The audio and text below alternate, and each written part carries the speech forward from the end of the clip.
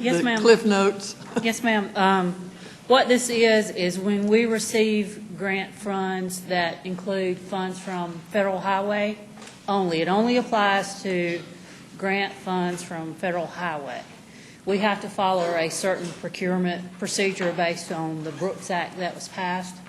And that's what this is adding it to our ordinance so that when we get those, typically we get those through the state on transportation type projects, and we have to make sure that we have this process in place and follow that. Can you give me an example of a project that this might,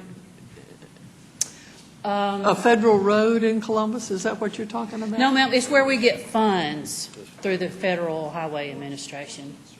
14th Street Pedestrian Plaza, we're receiving funds that, Okay. through the Got it. state, but 80% of them come from the federal highway. Okay, and so when that happens, When that then happens. there's certain, Procurement procedures we have to follow, yes, Okay. ma'am. And it only applies to those projects where we have funding from the federal highway. Not all federal projects, just those. A perfect example is we have contracts for engineering and architectural services where we'll have 3 engineers or architects on contract. This would require us to bid out a project specific that involves federal highway money. We couldn't use one of our vendors that we have on contract. We have to go through the procurement process for all phases and a competitive bid process when federal dollars. We can't use something that we already have through an annual contract. without putting it out to bid. Yes, ma'am. That's correct. Okay, thank you. All right, any further discussion? Okay. Don't hear any other comments. We will bring that back for a vote in 2 weeks. That's all we had listed, Mayor. All right, thank you. And we are now going to head into our public agenda. I'd like to call forward Ms. Ortega and Ms. Del Toro, who are here to speak with us about the Tri-City Latino Festival. Is that? Oh, okay. What was it? What is it? Okay. Oh, I understand we spelled your name wrong. I'm so sorry. Introduce yourself, please. My name is Eli Ojeda. This is Millie Del Toro. and we are here to invite you, the mayor, the council, and the public, to our third annual festival on Saturday, September 12th, from 12 p.m. to 11 at night, and we will have a little something for everyone. And this year, the festival will be in honor of Lefty Encarnacion as one of the founders of the festival. And we would like to say that this is all possible because of our sponsors, the vendors, and the city partnership. And we would like to say, too, that if it's possible, we would like to donate to the 10-year plan to end the homeless in Columbus, and if we have any money left after we pay all the expenses. Wonderful. So tell us again where and when. This And- will be in the Columbus Civic Center on Saturday, September 12th, from 12 to 11 at night.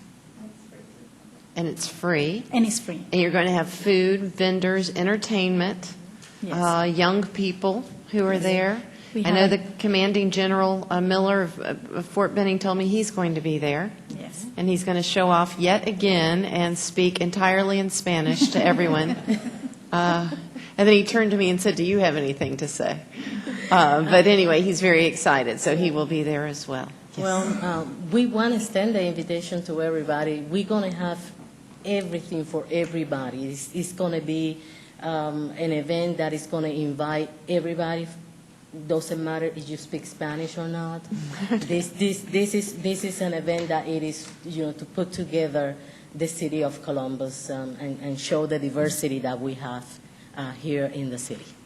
Well, it's a wonderful community event. There are booths set up You're absolutely right. It is welcoming and broad, and even with my language challenges, I have a wonderful time every single year and invite everyone to come down and see. It is great food, wonderful entertainment, and it's free. And it's free. And you're going to see so many people, and it's particularly very well supported by Fort Benning. So, but thank you all for being here. Councilor Woodson, do you want to speak to? Thank you very much. I think Tito want to say something. Well, I just wanted to let the public know in this council that being a Latina in Columbus, Georgia, this brings a lot of pride, pride to our community to see Columbus embracing the Tri-City Latino Festival. When you talk about the Tri-City Latino Festival, if you haven't gone the first year or the second year, it's not only about the Latino culture. It brings the whole community together. It's a beautiful sight. We talk about One Columbus. We talk about unity. When you're at the festival, if you stand on the stage and you look across, you see a melting pot of people coming together, laughing, sharing, the stereotypes go away, and everybody's embraced, and the food, and the music, and the dancing. And what makes our festival different from every other Latino festival, and everyone can go out and search it, our festival is bilingual. We have music in Spanish and in English throughout the day. Our acts are Spanish and English, and we hope to grow on it more. The evening, it turns more into those that want to practice their salsa and bachata and practice their dancing class that they go to. It's mostly in the evening. Our kids' zone is humongous. It even has Home Depot where it teaches kids. It's just humongous for the kids. And the great thing about it is that the Tri-City Latino family, as we call ourselves, we want to give back to the community. We want to show our talents and our ability, and we want to bond with our community and be known. We travel to South Carolina, to Main Street, to look at their Latino festival. We go to Atlanta, we go to Augusta, we go to Savannah. And when we go and we see them, we enjoy them, but there's nothing like ours. Ours really shows the diversity. Ours really shows the family united together. So it looks like it's going to become an annual event for Columbus, Georgia. And we just want to welcome everyone. We want to just fellowship. We want to enjoy each other and taste our great food. It's not always tacos and tortillas. We make some great empanadas and alcapurria and rice and beans and Yes, pork because we chops. have food for everyone's taste. Yes, we go everywhere from hamburgers to hot dog to empanadas. And there's ice cream, too. And Tito had something he wanted you all to fill us Yes, he in on. just wanted to repeat that we will be donating, after all the expenses are paid, to the 10-year homeless and the homeless in Columbus. Great. Who's the big entertainment, the big band? Toby Love. Okay. It will be bachata this year. Last year, Thank it was the main entertainment was salsa. But we have soca this year as a first time. And like we were saying, we have food from different countries. And we have Jamaican food, too. Great. Puerto Rican, Well, Mexican, thank you. everything. We look forward to seeing you there. Yes. All right. Buenas noches. Buenas noches. Yeah. Muchas gracias. Thank you all very, very much. All right, now we have Kenneth Hillcox representing Give Back Columbus, the food and clothing collection. We'd like to ask you to come forward and tell us a little bit about your organization.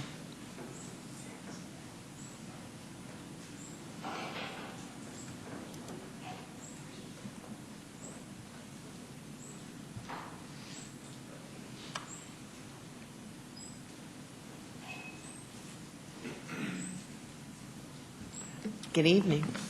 Good evening, Mayor, and thank you for allowing me to be here in front of y'all today. The idea I'm proposing is a foundation called Giving Back. What inspired me to do this was July 31st, which was last month. I was going through a struggle. Finances wasn't budget right. Needed a pack of diapers for my children. Went to the Family Dollar. I got denied. Went to the Walmart, got denied. I asked one of the managers there if there was something he could do to help me out. Pulled the money out of his pocket, bought my daughter a pack of diapers. The very next day, I got paid. I was standing in line behind the family shopping for school supplies. They were also denied. So what did I do? I gave back. Pulled the money out of my pocket. The remainder of what they needed, I gave back. So, let's see, we have a PowerPoint. All right, can you see? All right. What I'm wanting to do is start the foundation. I went and spoke with Pop Barnes, which backed me 100%. These are the items that are needed. Now, most of these items are already have been donated to us, such as the flyers.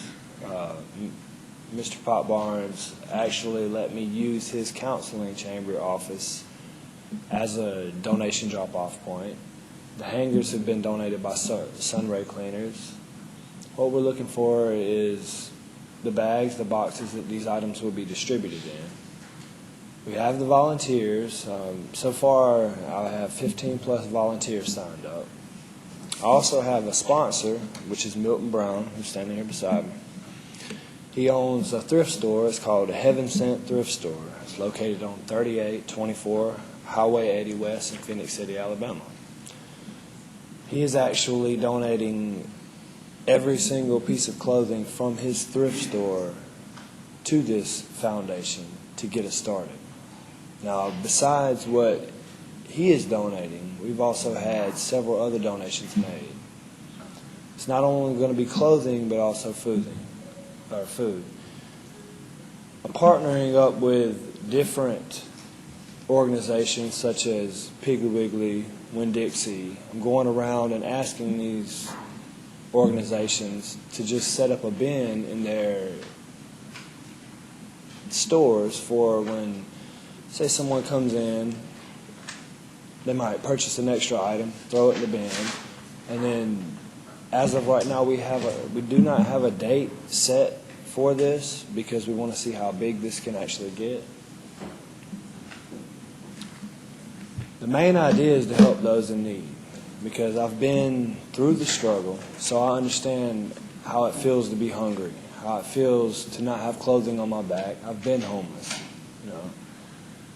We want to also partner with these organizations to where we can get the word out there because there's too many people in this community to see individuals go hungry, especially children. But we have not, like I said before, we have not set a date or a time yet for pickup because we want to see what this entails. We want to see how big this gets. And also to show the community to pay it forward. Like I mentioned, someone helped me out. I paid it forward by helping someone else out. And if the community can come together, maybe we can solve a problem, you know, because we have these organizations such as the Salvation Army, Valley Rescue Mission, which provide these type of assistance programs. But I'm thinking that's not enough. I'm thinking we need more people like myself to come together. And I don't see a better person to propose an idea like this than somebody who has already been through this. And finally, here's the contact information. It's called the Giving Back Foundation. My name is Kenneth Hethcox. My number is provided on the screen, which is 706-530-7764. The email address is givingback777@yahoo.com. And like I said, this is Pop Barnes' election office that is actually taking in the donations. And that's 3640 Buena Vista Road. And so what I'm trying to do is just raise awareness to the community of the problem we're having. Because like I said, there's way too many people to actually see anyone go in need. And if we all come together, I think this would be a great idea to solve that problem. Well, we appreciate you, as they say, starting with a man in the mirror. Yeah. and really want to, of course, commend your spirit. I'd like to recommend that you actually contact Scott Ferguson with the United Way to maybe get some ideas and recommendations on how you might move forward in the way that the vision that you have. He heads up the United Way effort, which is sort of the umbrella organization that works with many, many nonprofit organizations, some of which you mentioned. But he's been doing this a long time, and he may be able to give you some information that helps your learning curve on And this. this is just a starting point. I would like to see it get much bigger than this, Yeah. because not only are people going without food and clothing, they're also going without utilities being paid. There's elderly, disabled people that need assistance. And there are a lot of churches that you could, that We're are, not asking for monetary donations. We're just asking for tangible items to help these people in need. And Yeah. besides food and clothing, also toiletries. You know, there's stuff like toothbrushes, paper towels, toilet paper, things of that sort. So I believe if everyone comes together and I can get this started, then I think this would be a great thing to do. well, thank you so much for coming and sharing this with you and with us, and we wish you all the luck in the world. Let's see, we have the city manager and then Councilor Allen. Yeah. Madam Mayor, I just want to take this opportunity to thank Kenneth. His face may be familiar to many of you who visit this building, the City Services Center. He volunteers at our information desk downstairs, and just want to acknowledge that and thank him for his volunteer service. Thank you very much. And we have Councilor Allen. Well, I just had a suggestion. I appreciate you coming and your efforts. They're very valuable to the community. And I just wanted to offer, you may want to check with Columbus Baptist Association. It's on the corner, I guess it's the corner of Steam Mill and Buena Vista Road. Jimmy Blanton is the director, and I'm sure they'd be glad to work with you in any way. They have quite a few of the items that you listed there as well. And I really do appreciate y'all's assistance. I think a lot of people would be very interested in working with you on this. So, all right. Thank you. Look forward to seeing you downstairs. Appreciate all you do. All right. Next, we have Mr. Ronzel Buckner, who's representing Turnaround Columbus and would like to speak to us about the Martin Luther King Jr. Outdoor Learning Center.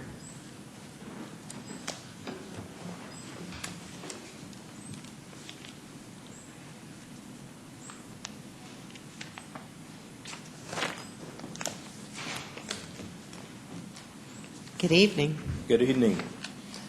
My name is Ronzel Buckner. I'm the owner of Skipper Seafood and also Studio 54 Salon Day Spa, a local business owner here in this city. And this is my home. Been in business for 42 years now. The reason for my appearing before you today is to basically give you an update on the Martin Luther King Outdoor Learning Center.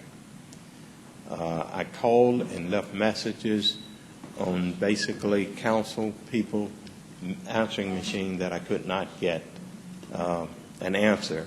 And I've also talked to a lot of council people personally. And I wanted you to know that we're, as a community, still moving forward on trying to get the Outdoor Learning Center recognized and also to get it up and running. Since my last appearance before you, after getting the suggestions of looking for funding, I've talked to nonprofit organizations.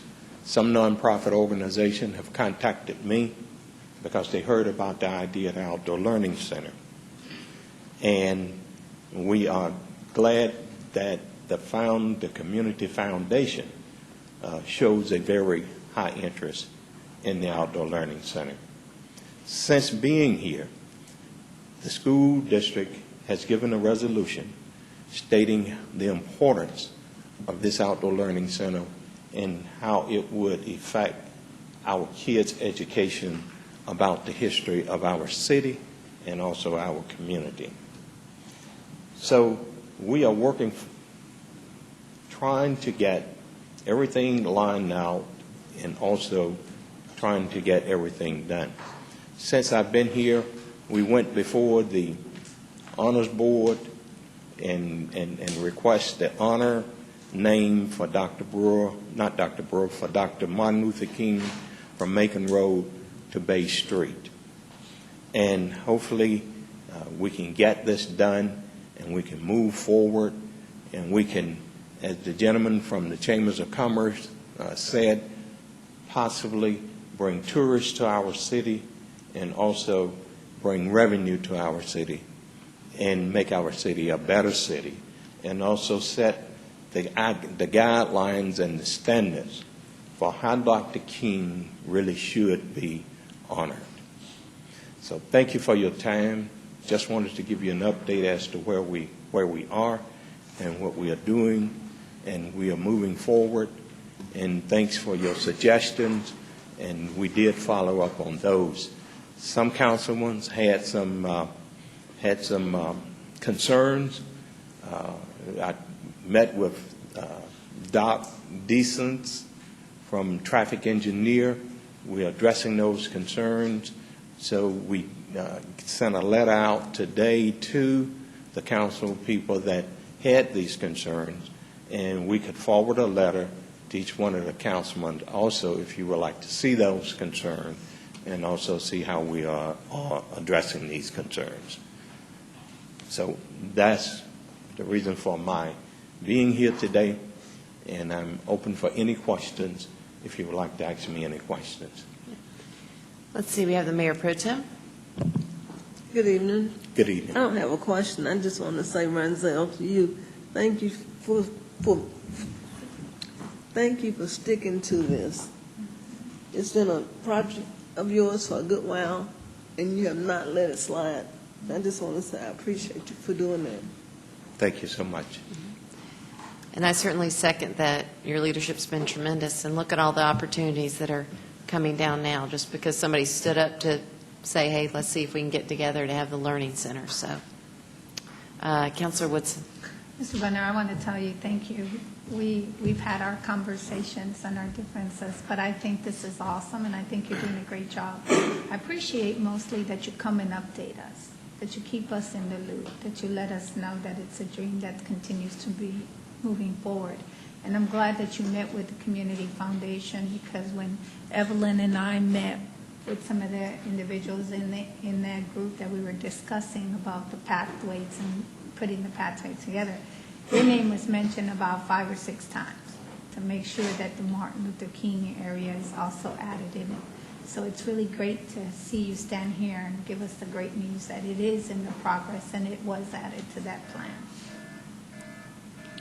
It's a great, I canceled it over here. I don't know why. There you go. Thank you.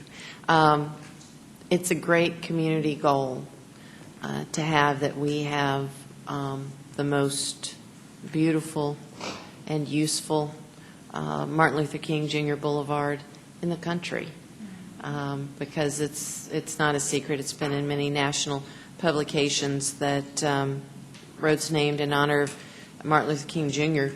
tend to be in distressed areas, and hopefully that's so they would have hope to do something bigger. And so we appreciate you and your vision and the vision of a lot of folks that are working hard to do something on Martin Luther King Jr. Boulevard. And there was actually a road race on the last MLK birthday, and the Courier sponsored it, was one of the sponsors, I guess, primary sponsor. And they weren't expecting, didn't know how many people to expect. They had it previously, and it hadn't been all that large. And there were hundreds of people came and ran down Martin Luther King Jr. Boulevard. And that's the type of activity that we all hope we see continuing into the future. So thank you. Let's see, Councilor Huff. Mr. Buckner, thank you so much for being here this evening. Just wanted to publicly say thank you, and also thank you for us coming together on this project. The Community Foundation has been the buffer zone for you all that don't know, for us, that we've been able to work out how to install a trail, a walking trail, biking trail, and everything, and still save 4 lanes for the most part for the business community and my trucking community that has to get through in and out. But Mr. Buckner has kept me updated in the last month or so now, and we've talked, and I spoke with the Community Foundation last Thursday, and things are moving right along. So thank you so much. Thank you so much. Thank you, sir. Look forward to seeing you soon. Okay, I would like to make one other statement before I leave. Okay, yes. The first thing is I would like to recognize drug fighters that are here, because these people have, since I started working with them back in the 80s, late 80s, have stayed and stuck with cleaning their community and getting rid of drugs out of their community. And they came to me during that time, and this is somewhat like the final stretch for that community. And I'm a firm believer that for the Chambers of Commerce to talk about economics within Columbus, Georgia, if we build it, they will come, and we will see a difference. Thank you so much. Thank you so much, and thank you all for being here and what you do, Columbus Against Drugs. You're in so many neighborhoods, building them up, and that's what's going to make the difference. So thank you so much. Appreciate you all and your patience in waiting through to the public agenda tonight. And that does conclude our public agenda. Our fourth item was canceled for this evening. And so with that, we will turn it over to the city manager. Thank you, Madam Mayor. First on my agenda, I have approval for the acquisition of parcels 19 and 20 at 2435 Winton Road for the Winton Road Master Plan Phase 1. This is from Cedar Avenue to Hilton Avenue. We've got a motion. Is there a second? Any discussion on this? We have Councilor Huff. Mr. City Manager, this sits in some of the newer area of my zone. I was just trying to get an update that I had a couple of constituents to ask me during the weekend about it, and I just wanted you to kind of update what's really going on. There's no opposition to the owners of the property as far as the property that's being condemned? That is correct. It has to do with getting clear title. We agree on the value of the property that we're dealing with. It's $8,500, and so that is not a question, not an issue.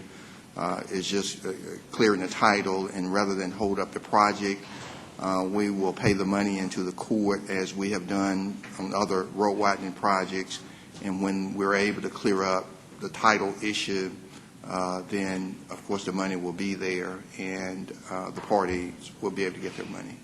Okay. Thank you. All right, and we have, Councilor Thomas, did you have anything? You're good? Okay. All right. I believe that concludes discussion. With that, I'll cue the electronic voting, and please record your votes electronically.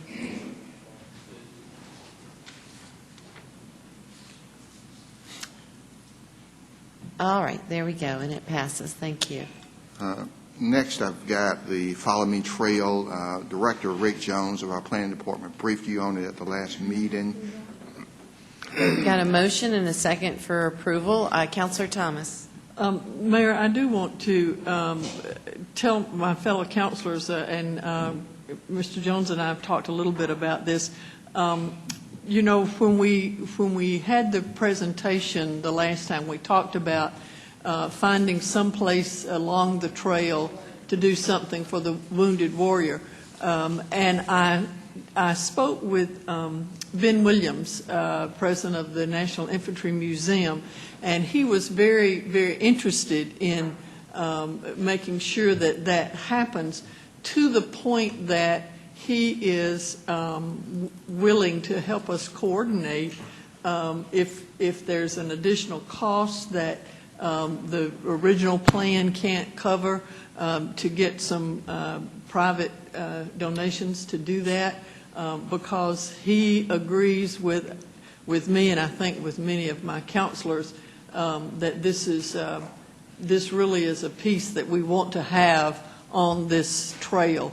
And so we're talking about maybe a rest area with a bench and a plaque of some kind that says, that honors the wounded warriors and so forth. So I just wanted you to be aware of that, and I also wanted you to be aware of Mr. Williams' willingness to help move that along if that's necessary. Great. Wonderful. Great way to leverage partnerships. All right, I believe we had a motion and a second, and there's no further discussion. So please record your votes electronically. All right, and it passes. Thank you. Next, I've got Accountability Court Case Management System, requesting approval from 5 Point Solutions, LLC, and allow presiding judge Warren Kennan to sign the statement of work with no additional expenses and no match required from the city. We've got a motion and a second for approval. It appears there is no discussion. Please record your votes electronically. All right, it passes. I've got Learn to Swim donations, and we've mentioned this to you before, but our Parks and Recreation Department is asking to accept donations in the form of gifts. We have a motion and second for approval. There appears to be no discussion on the matter. All those, please record your votes electronically. All right, it passes. And then I've got a few purchases. I've got a John Deere utility tractors, 2 of them with attachments from Deere and Company. The unit price is $21,714.37 for 2. It's $43,428.74, and we're asking your approval. We've got a motion and second for approval on item A. There appears to be no discussion. All those in favor, please indicate your vote by pressing the green button, and an opposition vote would be in red. Oh, wait, we've got one more. Just maybe push. There we go. Okay, we've got a motion and a second to move to approve items B, C, D, E, and F. Are there any that would like to pull these? I see none. Let me list them off. The employee physicals, that's an annual contract.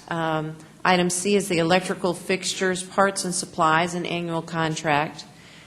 Item D is facility maintenance, repair and operation, industrial supplies and tools.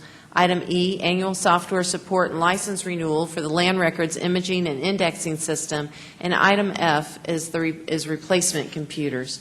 Any discussion related to items B through F? All right, seeing none, please indicate your votes electronically. It passes. Thank you. And I've got a few updates tonight, and the first is going to be Metro T-Splosh update. Plan Director Rick Jones and Sandra Hunter will be providing this update. It was a part of a list of T-Splosh projects that the Columbus voters said yes to, and this is just one of the several projects that we Great, thank you. were approved. Well, as Rick gets organized, I want to recognize, when I was out in the crowd earlier, there's several people here who've come to hear about this. So if you're here in relation to this, just raise your hand. It's not a public hearing tonight, but the counselors, I know, want to know that you're here and interested. So we appreciate you coming out, particularly in the evening, and sharing in this with us. Rick. Good evening again. We want to bring to you this issue about dealing with T-Splosh funding, particularly for Metro tonight, and where we are with this. We're going to try to show you, for the most part, what we're going to try to accomplish with this $22.4 million we've been authorized to utilize through this T-Splosh or TIA program itself. And I just want to bring you back to your attention on this and kind of reflect on this and let you know remind you about the background that how we got to this point for the most part. Really back in June of 2014, there was actually an election on it. It was passed. Those projects were put on the ballot by this council that agreed that those are the things we need to go forward on, which included dealing with the transit service itself. You should also know, we've got to thinking about it as well, one of the criteria under the state law in dealing with funding for projects set aside money for transit service. There was no one else in the region that was going to try to attempt this, and we thought it was necessary and proper for us to go out and try to secure the funding we needed for transit operations in here. The things we talked about, though, in dealing with that, in dealing with this project and bringing it forward, was actually the park and ride sites themselves, and establishing those throughout the county, throughout the city itself, in terms of providing a place where folks could transport and catch a bus or whatever from either the outside of the city itself or even within it from that standpoint. We've always been talking about for the longest time now about the extended night service in this community, about extending it beyond the 8:30 hour and providing additional services, particularly out into the east part of the county where some of the industrial areas, some of the technology areas are located as well. And we also, though, main thing we're looking at, we're trying to improve transit service. And that's what we've been talking about with this whole project, this whole funding source itself involved with that.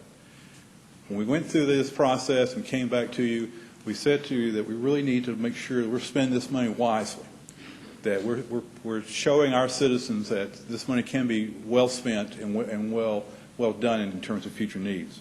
That's why we came back with an assessment study to look not only at the park and ride areas, but look at the entire system and make the determination about how we should go about spending this money and making sure it was going to be fruitful and it really was going to be something beneficial to all of us when it's all said and done. The transit assessment study has been completed. I believe you were presented a presentation by our consultants earlier this year on what their findings were and where they went from that standpoint. So we've done that. Now we're at the stage of the game, though, where it's time for us to really start spending this money and putting this program into action.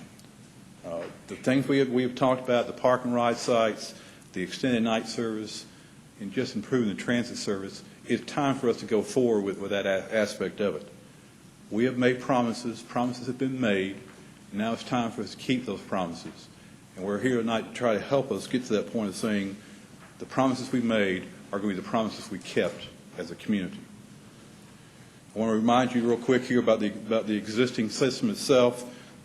The Metro right now serves about 147 square miles within the community and parts of Fort Benning itself. From that, there are 9 fixed routes going on right now from that standpoint. We do have a Monday through Saturday service. That service starts with that first bus going out at 4:30 in the morning, and then the last bus comes in at 8:30 that night.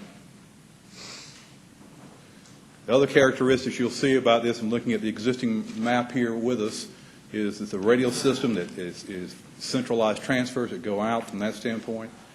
The system uses headways, that time between the bus leaving and going from where it needs to make on that particular route itself. There is significant neighborhood penetration, and that can be both a good and bad thing in terms of trying to get a bus through a neighborhood and keeping it on time and on schedule. That can be an interesting challenge as well. We have one-way loops, and that simply means if you, right now for the most part, get on a bus and you want to ride that bus the entire day, you may well wind up riding the entire day because it may take 90 minutes to make that complete loop when it's all said and done involved with that. We have significant pedestrian challenges, and our consultants have raised this issue with you as well. We deal with things like sidewalks, where the sidewalks are disconnected or they only have small sections of sidewalks complete, and then we're forcing people to walk out in the streets. Curb cuts at the bus stops themselves may be non-existent. That's particularly difficult if you're someone who's required to have a wheelchair and you can't get to that bus stop without undue difficulty from that standpoint. Crosswalks are also an issue. In some cases, they may be non-existent in terms of how we deal with that. And we have limited right-of-way. And that doesn't sound like much, but when you start talking about putting a bus stop in particular areas, you may not have enough necessary right-of-way to establish that bus stop or to put that shelter up or put a bench out there, whatever the case may be. And so these are all significant challenges we've got to deal with in that.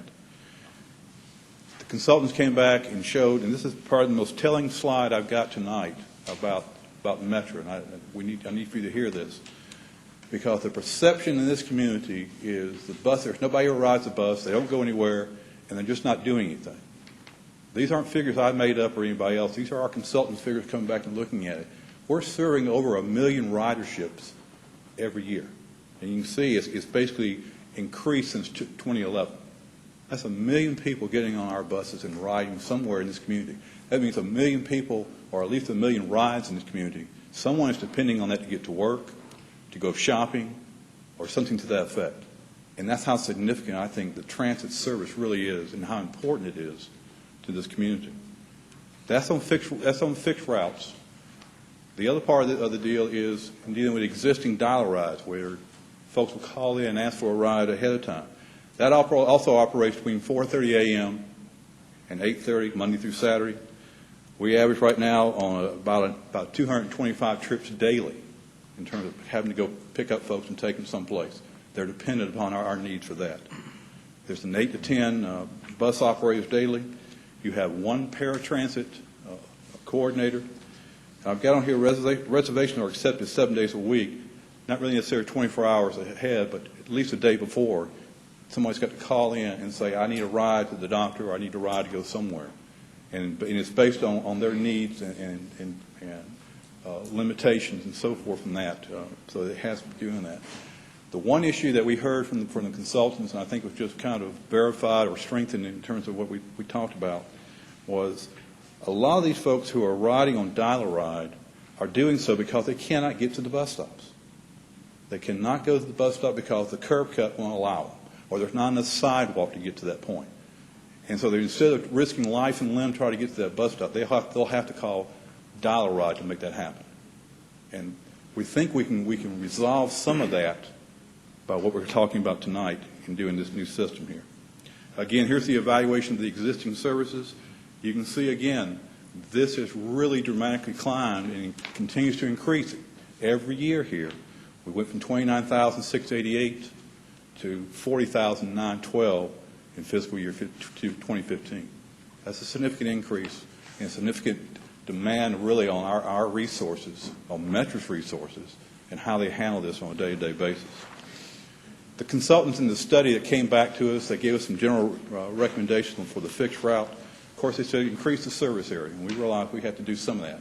We're not going to be able to cover the entire city because of, again, some density requirements and things of that nature, but it needs to be looked at. We want to make sure that the service is direct and easy for first-time riders, make sure they know where they're going to go, how they catch a bus and things like that. Make sure we focus on corridor-oriented service so they know that if it goes down Veterans where they can catch a bus and things of that nature, those kind of corridors or Macon Road. Minimize the turn movements and slower neighborhood travel.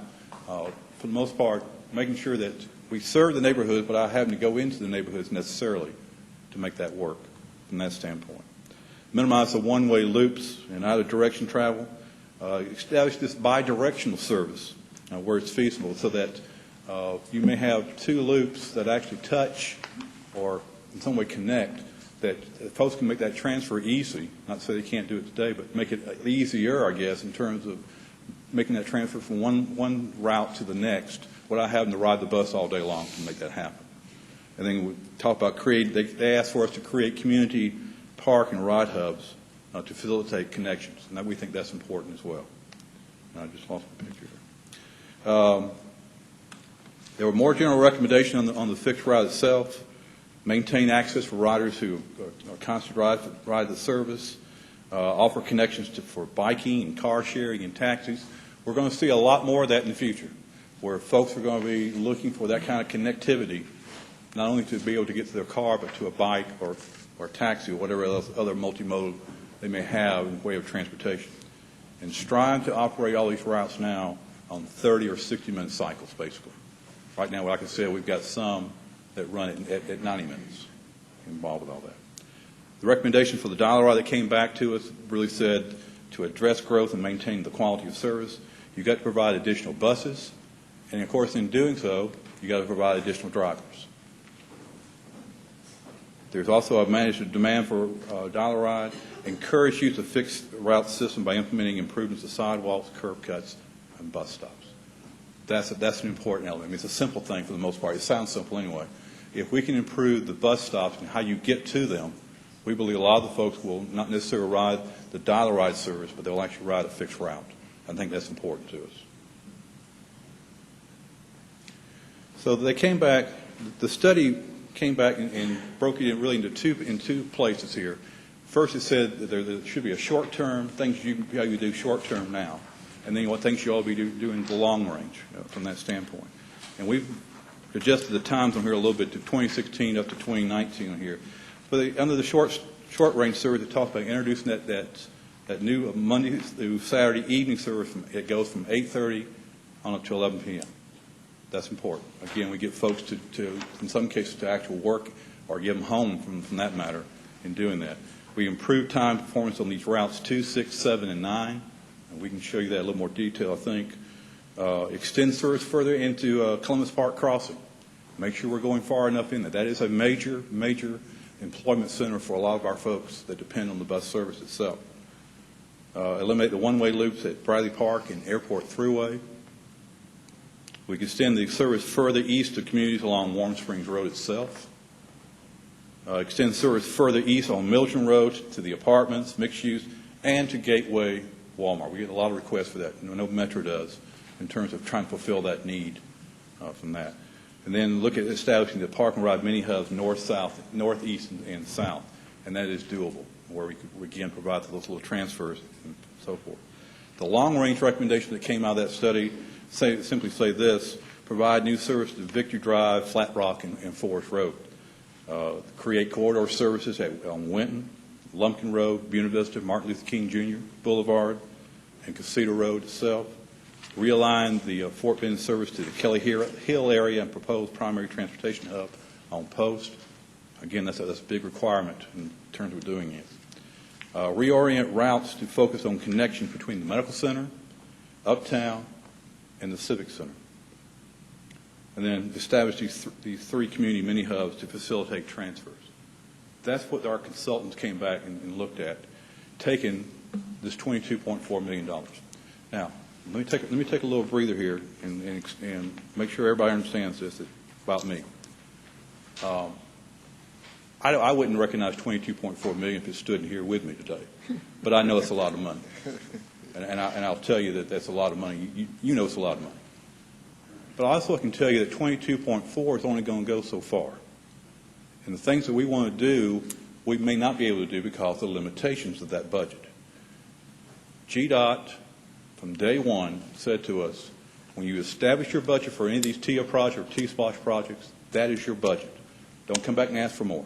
So 22.4 is our amount we deal with here on that. So in understanding, looking at that study, staff looked at it and from this standpoint. First off, we're going to stay within budget. We're not going to go beyond that. We can't. We can't afford to. We can't ask you to come in and give us additional funds because we know what the piggy bank looks like right now. It's empty. So we can't go any farther than that. But at the same time, we got to provide the services and the amenities that we told our citizens we were going to come forward with.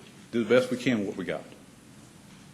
We got to realize that not all the recommendations can be implemented, and I think everybody needs to hear that.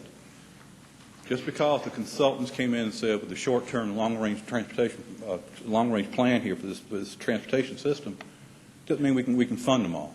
We looked at them all, but we also realized there are some limitations with that. At the same time, we got to improve that overall transit service to the community and keep it going and make it workable. And then we got to provide this implementation of this program that will take a blending of the ideas. Okay? All right, so everybody with me so far? Because here's where we want to go. If we did a full implementation of the study, what our consultants came back with and told us, these are the opportunities we would have in doing that. We would establish new routes and services to better serve our citizens. We would create the 3 park and ride areas. We would call for new amenities and infrastructure. By amenities, and I can explain this a little bit more in detail, we're talking about the bus shelters, the curb cuts, the sidewalks, all the infrastructure needs. We could do all that. We could develop the 3 mini hubs for transfers. And we could provide additional dollar ride service opportunities. This is the full implementation of the plan now. The challenges that come with that, though, are these. It would require at least 10 new hybrid buses plus 4 dial-a-ride buses. I'll say that again. It would require at least 10 new hybrid buses plus 4 new dial-a-ride buses to make that happen. This is a shocker here. In addition, if we implement the full plan, it would require us to hire another 31 new drivers. That's not existing. That's over and above what you got today. We'd have to hire another 31 new drivers to make this plan work, as they have proposed. Amenities could be provided, but they would be limited in scope because of the budget. All of our money would be probably, for the most part, would be focused on bringing in the buses and the skilled manpower and keeping the fuel and keeping things running, while some of the amenities we've got would go by the wayside. Some of the amenity needs we got would go by the wayside on this.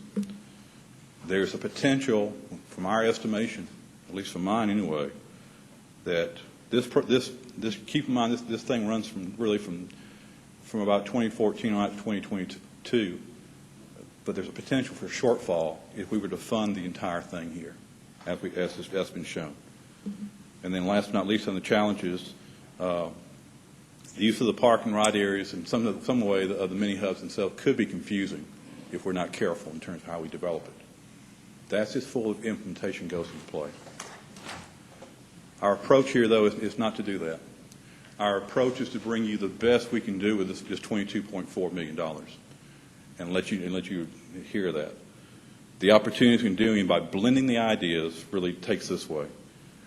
We take the existing proposed routes under the short range plan itself, plus we'd add the Bunker Hill service area to that and make that our system.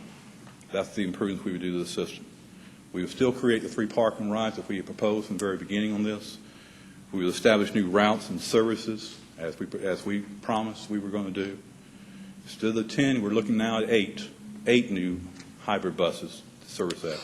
But instead of the 31 drivers, we'd only be hiring, we'd be hiring another 16 to make it work, 16 drivers for the fixed route itself on that. This is the most key thing to me, because out of that study, it was reported that from our public meetings and hearings on this thing, what our citizens wanted to see was not only the bus to be improved, but the amenities also being added, that we ensure that we have safe, reliable, and easy to get to bus shelters, bus stops, that you can get to them with a wheelchair and so forth. New amenities and infrastructure could be fully funded under this proposal. I think what we looked at, from what we looked at the initial budget proposal for the full implementation, we were only talking about maybe $25,000, $30,000 a year going toward amenities.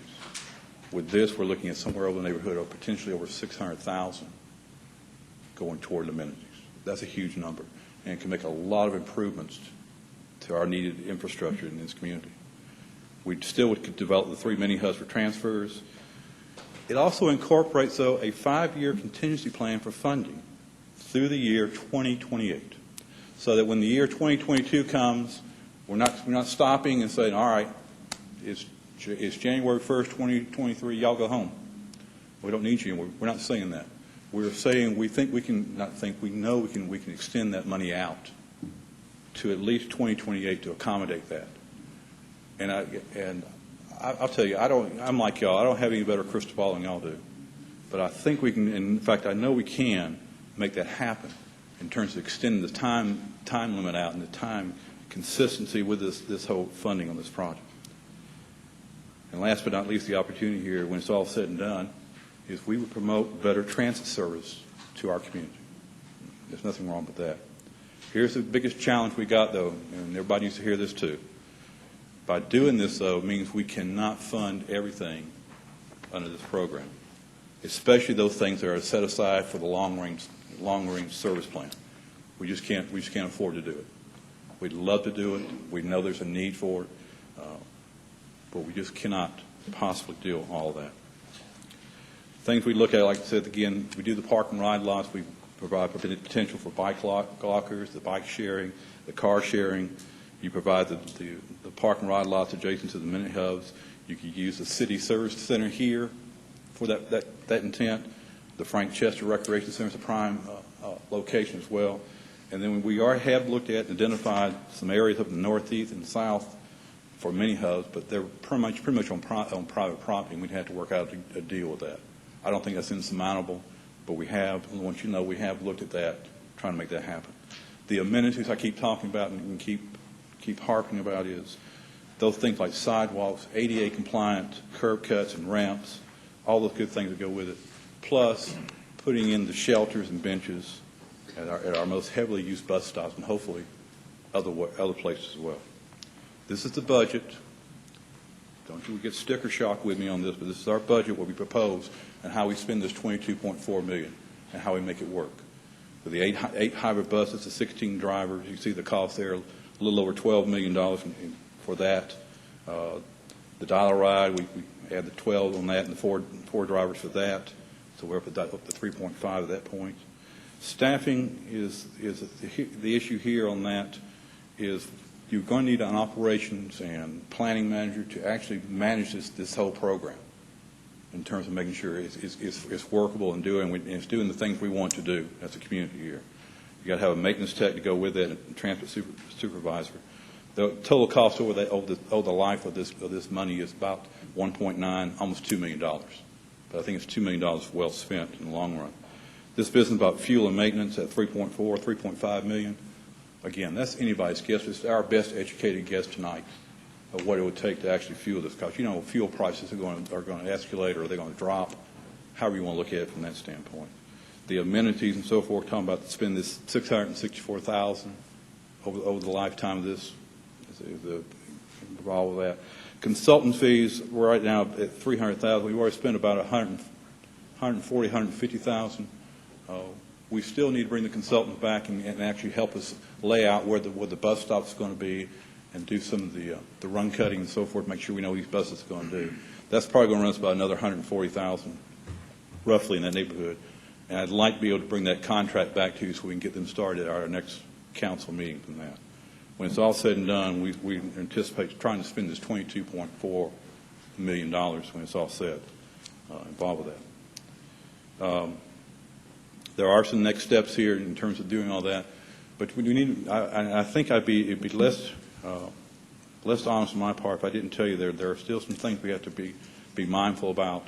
We know what the revenues are coming in. They're coming in lower than we were originally projected, but that's not to say we haven't been working with GDOT to make sure we maintain that level of funding as we go along, and we'll continue to do that. We're about 13, maybe 14% off right now overall on all our projects and what we do. So we need to keep that in mind as well. And things are going to change. We all know that. We don't know what will happen the next day, but this, again, is our best educated guess, educated professional opinion, if you want to call it that, in terms of how we think we should spend this money and make this project go forward. The next step, once we get beyond this tonight, is really to go back to GDOT and say we are ready to go. GDOT needs to give us that notice to proceed so we can start drawing down money. I can tell you now, emphatically, that GDOT is wanting us to spend this money now. They're saying you need to start drawing this money down. We're closing out the so-called first tier of projects, which is just one of them. They want to see some action, really. They want to see something happening with this money being spent. And I have shown them the budget you saw tonight with that 5-year extension on there, and they have agreed to it. They have said, yeah, that sounds reasonable. We want to work with that and make that happen. So we've gone that far with that. As I said earlier, just a few minutes ago, about we still need to bring the consultants back. It's about another $140,000 to do that, this run cutting and implementation of the bus routes, helping us locate the bus stops and things of that nature. We go ahead, for the most part, tomorrow, really, and order the 8 hybrid buses. It's probably going to take at least through May of next year. That's the earliest date. I have heard projections of time frame for 12 to 18 months in some cases. But we've been told and talking with the vendor, if we want to go forward with this, they can have our buses here by May. Meaning the good thing about that means we can get this service started up and running now. We don't have to wait another 2 years for it to actually happen. As I said, it normally takes 12 to 18 months. Go ahead and order the 4 dial-a-ride buses and get them here as well. Once you have to do that, of course, then you have to hire the drivers and bring the administrative staff on board to get this thing moving from that. This is the most important thing I'll probably say about all this tonight. At a minimum, this program, not like any other thing we got with TIO, because those are all bricks and mortar projects. At a minimum, though, we need to review where we are with this program on an annual basis, preferably during the budget. Now, that's my thought of it. Your thought may be we need to look at, I don't know, every week, every 6 months, whatever. But we need to make sure that we're staying on target and on task with the spending of these funds. And that's the best way I know how to go about how doing it. So with that, I will stop. That's an awful lot of information to try to absorb at one time, but we really are ready to move on with this project. It needs some action to happen on it, and we believe we have presented to you tonight our best plan to make that happen. Okay. Councilor Woodson. Rick, I just had a question because I didn't see it in there or I missed it. What are we doing when we build these new routes and stuff? What are we doing for the station where where the riders will be waiting for the bus? I know a couple of months ago we had a lot of conversation about them having shelter. Maybe it could be used for advertisement to pay for those shelter areas in inclement weather. What's the status of that? I didn't hear anything in reference to that. I heard mostly all the routes and the... The next step really is, as we talk about here, Councilor Woods, is really this business about getting the consultants back in here to help us lay out those routes exactly where we want to go and how we're going to make that work. That means also in terms of showing us how the buses can run efficiently and, more importantly, where those buses are actually going to stop along those routes. That means they're going to have to actually go out with Metro staff to make that determination. Some areas may not be able to accommodate bus stops. I think as Director Hunter will tell you here, there are places in this town that don't want a bus stop. They don't want that bus stop in front of their business, for whatever reason that may be, and we may have to accommodate that and adjust it. Again, we said earlier, maybe problems with the right-of-way needs. That's why we have to bring these consultants back on board, though, to help us to make that determination. And that's really going to be one of the next steps we deal with is really now focusing on those routes, honing in on them and addressing them and trying to make them work for all of us. I understood that part. Maybe I just didn't express myself correctly. I'm saying I'm a rider. You're developing a new bus stop. I have to go stand out there. Are you going to have shelters in the different routes? Because I know a couple months ago we were discussing that people were complaining about, the rain and so forth, and they're standing out there and there are mud puddles and there's nothing to protect them. Right. And that's where I'm gathering. Is any of this funding going to go to that? Yes. Or is there going to be additional funding located to provide that service? And I know when we spoke about that before, we said to pay for it, we can have it like in other communities where businesses can advertise and that money will pay for that shelter area. And that's my question, not the route. I understand the route part. The shelter for the bus stop. And the answer to that question is yes. Under the infrastructure, bus stops, bus shelters, curb cuts, sidewalks, all of that is funded in this $22.4 million over the life of this project, which we anticipate will be 2016 through 2028. Okay. But absolutely. Okay, thank you. I don't know if I missed it, but I didn't hear it, and I know that the past couple months we had complaints and we were looking at different things, so I wanted just to make sure. Thank you. All right. Good job. Let's see, we have Councilor Thomas. I also wanted to speak about the bus stop adoption, if you will. I know that, for example, up on 2nd Avenue there by Open Door, they wanted to erect a shelter, and we didn't have a process allow them to do that, to donate it. And so I'm hopeful that if we can, if this program is going to pay for those shelters, fine, but if we need to develop a process in case a business or an organization wants to pay for a shelter, that we can do that. One of the things, Rick, you kept saying, and I want to make sure that I'm clear and that everybody's clear, you kept talking about amenities, and amenities are not frills. No. They are the absolute requirements of whatever we're talking about, the curb cuts and that sort of thing. It's not that we're spending money frivolously, if you will. No, these are really the accessories you need to make a transit system work like it should. People should have proper structure in terms of protection from the elements. They should have a place to sit and rest while the bus is coming. There ought to be things like receptacles where they want to throw the trash. But by the same token, though, there ought to be an ease of getting to that bus stop. I mean, the thing that I know that these folks behind me have to deal with every day is knowing that there may be a bus stop that we just can't get folks to it, especially those who have some sort of disability or handicap trying to get to that spot. And that's just not right. I mean, I'll say that clearly, because we were asking them, these folks are depending on this system, but they can't get to them. It's not doing them any good. And so I think and hope and pray that through this process we're going to remedy a lot of that situation. And there's some of these things that we needed to have done a long time ago. Absolutely. Yeah. Yes, ma'am. And the other piece of this, and I've said this before, my major concern with what you have presented is that included in that $22 million are several $1 million worth of reoccurring costs, personnel costs. And my concern is when the money stops coming in, we're still going to have those personnel costs. And I'm concerned that if that were to be today, we don't have money in our budget.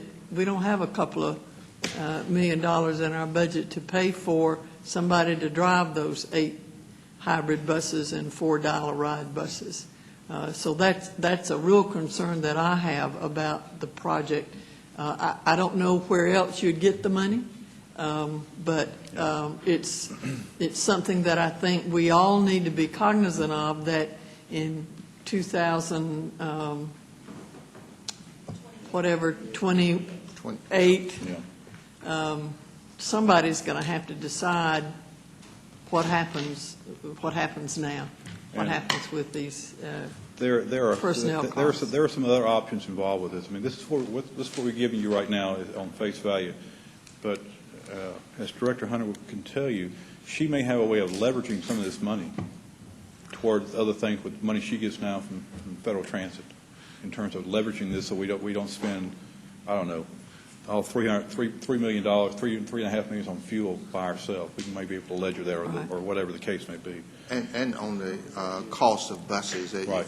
in the special purpose local option sales tax, for example, and I know Director Hunter can speak to it, back a few years back, I think we were scheduled to get 10 buses maybe, and we budgeted for 10 buses, and we bought 41 because we flexed that money, and we used it as a local match for every grant that we qualified for. The equipment, the buses and that sort of thing, I'm not as concerned about that as I am about the personnel costs, paying somebody to drive that bus, and that's a real concern. And Councilor Thomas and all the council members and the mayor, we've heard that very clearly in all this conversation we've done, looking at this and trying to bring a budget to you. Nobody wants to get this project started and then have to turn around and stop it in midstream. Right. That's why it is imperative, not important, it is imperative that there be some type of review process, again, 3 months, 6 months, a year out, that we look at this thing. As the city manager has told me directly, particularly in this night service, we may have buses running it at night, but when we started doing the analysis, nobody's riding the thing, for whatever reason. And so we just stopped that. We just stopped that kind of use, and we realized we can use that resource somewhere else. I'm not saying that's going to happen. I'm just saying I think their responsibility, and I'm not speaking for them so much, but their responsibility is going to make sure that they can utilize these funds to the fullest and not just squander them away. Well, and I certainly do know that Director Hunter is going to take a look, and if we have 10 buses on a route and we only need 3 of them after 8:30 at night, she's going to have 3 buses. She's not going to have all 10 running. I have full faith and confidence that she will make that sort of thing happen. Thank you. Mayor Pro Tem. Rick, I had 2 questions, and one just went somewhere. I had it when the slide was up there. It was something that I didn't quite understand what it meant. But one of the things I do want to say to the listening audience, I know somebody's out there saying, well, why can't you take the money and give it to city employees for raises? Because we can't. This money can only be used for transportation. We can't take it and put it other places. I just want to make sure that we say that so that the public understands this is grant money for a specific grant. That's right. For a specific usage, and we have to use it for that. That is correct. And maybe if the slide ever comes back through, I might remember what I was thinking of. All right. We have Councilor Huff. Director Jones, thank you so much. Director Hunter, I just wanted to publicly say thank you from way back. You all came to my rescue with Deputy City Manager Lisa Goodwin, I think about 2012 or 13. I can't remember how long we've been talking about this. But you all came out to a meeting and met with the constituents and put their minds at ease that you all were working on something. Give it time, and let's see where we go. And here we are. So I just want to say thank you. I'm sure they're listening, and I'll report back into them and let them, and if they didn't, I will update, let them know where we are at this point. So thank you, because there's several people that have made the statement to me that I don't have a chance to take a chance on a bus route if I'm not sure about it, because I have a ride that's guaranteed. So someone texted me a few minutes ago saying that they are paying $40 round trip to take their son to the doctor up around Brookstone Center, and that this is real important to them, you know, monetarily and ease of getting through the community. So thank you so much. It's a lot riding on this. So I thank you for all your work. All right. Let's see. Councilor Davis. Thank you, Mayor. Mr. Jones and Ms. Hunter, I wanted to, I've got several, I don't know if you want to call them comments or questions, but this is, granted, everybody keep this in mind. Mr. City Manager, this is the first presentation that we've had with what's being proposed here now. So I've got, I guess, I haven't really had time to understand this and digest it, but I do know how the T-Splots works, but this is quite a plan, quite a challenge. And I guess the first thing I want to say is that it's obvious that there's a voice in our community that we have current needs and requests that need to be met. I think several council members have addressed some of the concerns that we've heard dealing with our current setup of transportation, Metra. I'm looking at this, and definitely just looking at it on face value here, it looks like a plan that we need to ease into, that we need to phase into, And it should be based, in doing that, it should be based on accurate, actual numbers versus projections. And I think certainly that should be from a year-to-year perspective. I am also looking, there's a couple things here. I'm looking at the, one question that comes to my mind in looking at the evaluation on existing services and looking at the ridership, the total route ridership. One question I have over the last 3+ years is that it looks like the ridership is somewhat kind of tapering off or from a standpoint of users. I don't know if this is that we're taking the mentality that build it and they'll get on and ride it, but it does look like the ridership over the last 3+ years is kind of tapered off. There's not as many riders, and I don't know who those riders are and if they're changing, how you're accounting for them and how they're changing through the routes. But if you do that over the course of the year, it looks to me like you're not talking about a significant increase here. So that's a question I have, and you may want to try to address that tonight. I'm not sure.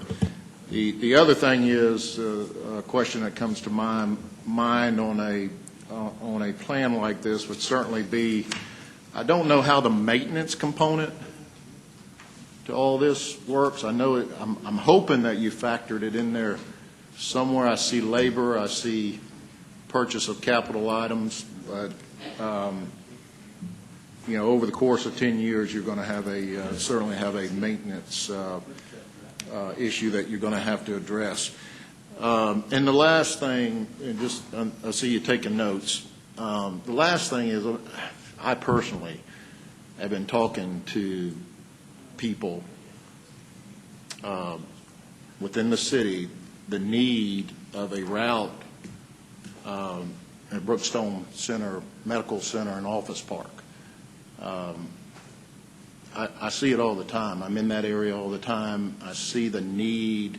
I just see so many people. It makes me, just hurt. I want to stop and pull over and pick them up and take them. I can't take them all. They have to stop up at the Cracker Barrel, and then they walk all the way across the interchange and walk into the Office Park. Well, I don't know if you really realize the significant amount of medical services that are being provided in Brookstone Medical Center now. It's a medical center. And what's on the horizon. There's also a lot of jobs there, job opportunities there. People that my partnership employs, some of them have to walk to work because there's no way for them to get to work, and that hurts me. A lot of times if I see them, I'll pull over and pick them up, but I know who they are. They want to work, and they're good workers, but they're just in situations that they don't have transportation. So it does mean a lot to me. And maybe I'm just not looking at this right, but I just don't see, other than Dollaride, I just don't see this being addressed here. And that's a key component, I think, to a route in our community. I see that as key in the district I represent. So that means a lot to me. I'm going to make that point right now. And I think it needs to be addressed, Mr. City Manager. Well, and you can talk to him. And the last thing, that is it from a standpoint of some of the questions that I had tonight. So. And I just wanted to say to that point, as this is a presentation tonight, and obviously Director Jones has shown next steps, but if you've got something that you want staff to look at, like the Brookstone Office Park, we can still look at that. We're still working with consultants, and there was an area that the Chamber of Commerce brought to my attention just this week that I've asked them to look at because of the number of jobs in that particular area, and we are a rock throw from the area they're talking about, and if we just go a short distance further, we could service that area they pointed out to me, and certainly we can have staff take a look at that. But I do want to go back and say that, of course, the consultants, they've been on ground many times here in Columbus, and they have met with the citizens in various public forums, and then they came here to this city council meeting and presented their final findings, the short range plan proposal and the long range proposal. I don't know if you were here at that point, Councilor Davis, but the consultants did come here, and you pointed out the ridership and a lot of the challenge, some of the challenges that citizens have who use Metra is exactly what Director Jones pointed out, the time between buses. I mean, when you've got to ride 90 minutes in a loop, and I mean, they'd have to get up, some of them, I mean, the bus service starts at 4:30. They could catch the bus at 4:30, might not get to work till 9 o'clock. And so what has been presented, and that's why it was important to bring consultants in, because never in the history of our public transit system have we had transit professionals come in and do a comprehensive look at our transit system and at route efficiency and headways and the whole 9 yards. And this $22.4 million allowed us that opportunity, and we took advantage of it. And then the infrastructure things that we've talked about are things that will get funded in terms of sidewalk, curb cuts that we would otherwise be paying for out of the general fund, or they would not get done to make routes more accessible. So I think this has been good, but the consultants have been on ground, and I think they've been accessible and communicating directly with the people. And I heard Councilor Thomas and her concern. I've shared that with staff. This money will go to 2028. We hope to be able to leverage and take it much further than 2028, but that's what we can present to you at this time. But when we get to that point that the money is no longer there, then we're going to have to make adjustments in services. I mean, that's just a given, because and I've talked to staff about tracking what we're spending now on transit and what we will spend with this T-SPLOST money. And as we go forward, consider inflation for each of those years. And then when we get to that point that we run out of money in 2028 or 2030 or whenever it is, we know what the budget would look like had we stayed the course of that we're on today without that money. And I think we would have to value engineer our budget down to provide service that looks like what that budget will look like, because we don't have the money. And so we're mindful that we may get to that point that we would have to make those kinds of adjustments. So, and as we said, too, we're just not going to go out there and run a bus until 11 o'clock and there's no one riding it.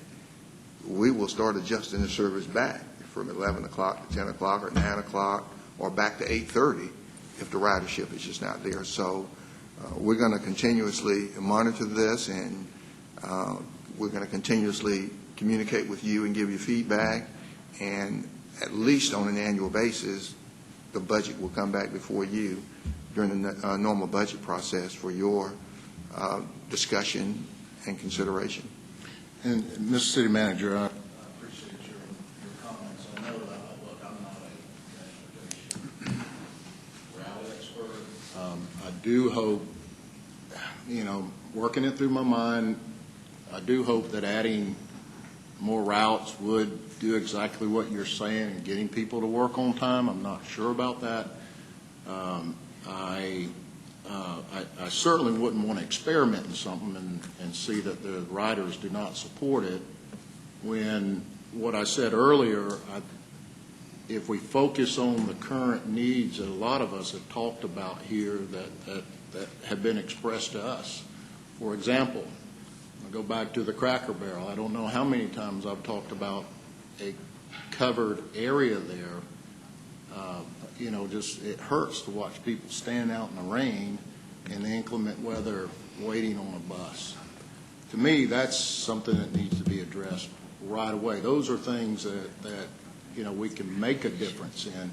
Some of the things we're talking about, I want to make sure it's what I go to and saying on an actual basis, understanding it year to year on an actual basis, actual numbers.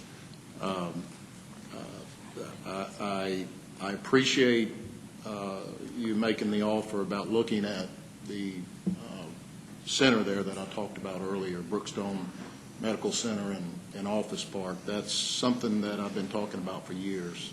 I think everybody here knows, in this room knows that I've been talking about it. It's not something that I've brought to the table tonight. So I would like that looked at and analyzed, because I think it's a very valuable need today that needs to be addressed. Yeah. So again, I'll say it and turn the mic over to any of my other colleagues that'd like to share. Meeting those needs that we've talked about that we've heard people ask for time and time again, I think those should start as a priority, and certainly I think you, the staff, including yourself, has that at heart. Good intentions there. Thank you, Mayor. All right. Councilor Woodson. Yes, I'd just like to, Councilor Davis, if you can clarify me, unless I heard you correctly, unless I heard you incorrectly, did you say the ridership was going down? Because I'm looking at these numbers and it looks up. So I'm not sure if I heard you correctly or not. Are you asking me a question? Yeah, I'm just trying to remember. I thought I heard you say that it. I thought you said the You want me to explain rider. myself what I'm saying here? Yeah, because I'm looking It's pretty- 1,008, 1,000. Well, we could take it offline, but anyway, because you might be long-winded. I'll just add But add this 13, looks- 14, this and looks to me 15 over a like- year period. So This looks to me like in 2011, I'm not talking It was about, I like said the that. last 3 years. last 3 years. Okay, that's why I want clarification, because this looks to me, if you can put the chart up, to me, it looks like it's growing. Well, I mean, guess the ridership it's looks really like based it's on your growing. perspective. I tend to look at things from a half-full glass issue here more than anything else. The mayor and I. I mean, the other extreme would be if we were losing ridership, and we're not. I mean, it's basically, if we stay on here, it is providing you some stable growth. But, So if we get Rick, back to that just now- so I don't understand, I mean, they're going up. They're going up. Every but- single year. and it- That's and it's what still- I guess she's talking about. Every single year is greater than the year before. Well, Some let's- years not as much as No, maybe but- previously, but every single year is greater than the year before. How do you know that? I mean, do you sit out there with a little clicker and watch them walk on, or what? How do you figure that out? Every time a passenger gets on the bus, they hit the keypad that says, this is one trip, this is one person, this is a mom, this is a child, this is a senior, et cetera. We record, and we're required by law to record all of our trips. So it's we can- digital. It's a digital count. It is a computer on every bus. And And let I me don't just mean go that a in step a further. And we I don't mean that in a download that negative at way. night. Yeah, and I guess I want See? you to go a step further, because when a person gets on the bus and they deposit their fare, That's correct. then they record whether that's an elderly person or a child or A whatever the reduced fare fare, is. all the fares are recorded, But then, students, all of that is recorded, and all of that goes into a computer in the GFI fare box. Every night, that is pulled off, and that data is recorded and tabulates and it's run up to the planning office, and we run a tab on that every day. So we know that we're within less than 1 percentile. and the collection in the fare box has to match the number of people recorded. That's correct. And the fare box is so sophisticated, it's going to tell you how many pennies and how many nickels That's and correct. quarters and dollar bills, and it breaks it all down for you, and so you know that you get an That's accurate. correct. We have a printout in one office, and then we have people that count in the vault. They check that receipt, and that has to match every day. Okay, I just wanted, because that's what I thought I heard, and I was looking at the numbers, and they looked different. And I just want to make sure, was I hearing and looking correctly? That's all it was, because I see it growing. It might not be growing a lot, but it's growing. And I think the reason it's not growing is because the time frame of waiting for a bus, to the next bus.